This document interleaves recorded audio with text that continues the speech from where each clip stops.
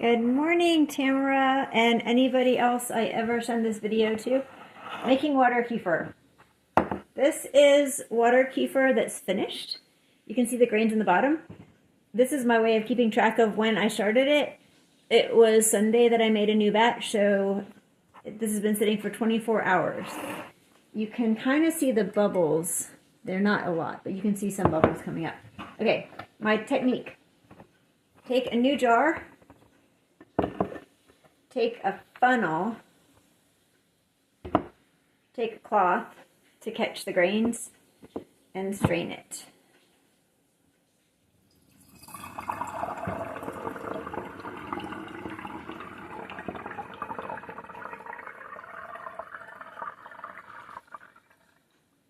Everything with ferments needs plastic or glass, so I have a plastic spoon to scoop out the grains. And before I do that, I add a 1/4 cup of sugar to my jar that I just finished dumping from. So a 1/4 cup of sugar, and I top it off with water. It's water that is not city water. It's well water, so that there's not anything in the water that will kill the ferment. I stir it. I use the same jar a few times. I just reuse without washing it because the bacteria that I want is already in there.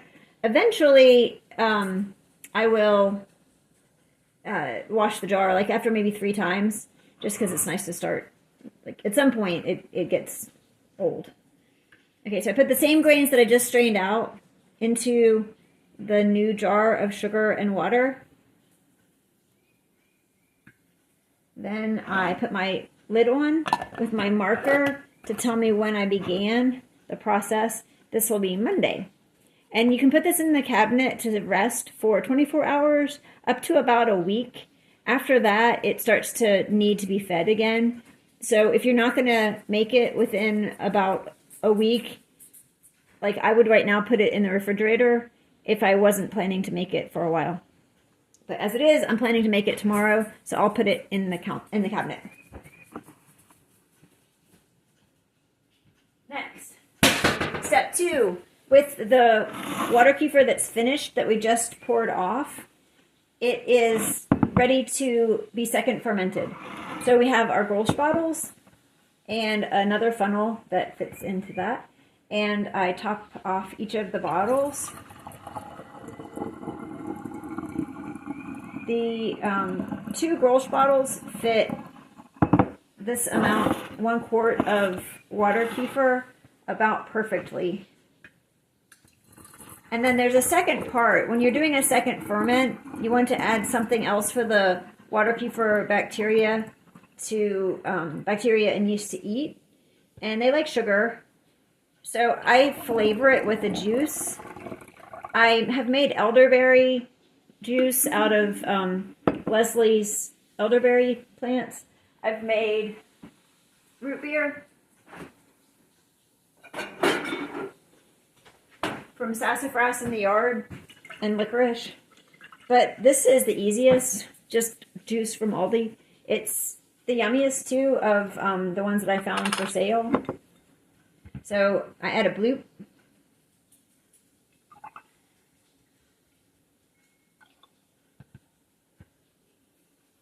And then this goes in the cabinet also, not refrigerated, for another 24 hours. And you can tell when they're about ready. So I'm going to put these in the cabinet. When they're about ready, this is a finished one. You can tell because it's hard to press on the swing top, and also it'll fizz. Listen. And also, if you watch it, the bubbles start coming up. I don't know if you can tell, but there's bubbles, and if you just open it, it'll hit the ceiling. So sometimes it takes several burpings before it will let me open it. But That's it. That's the whole process.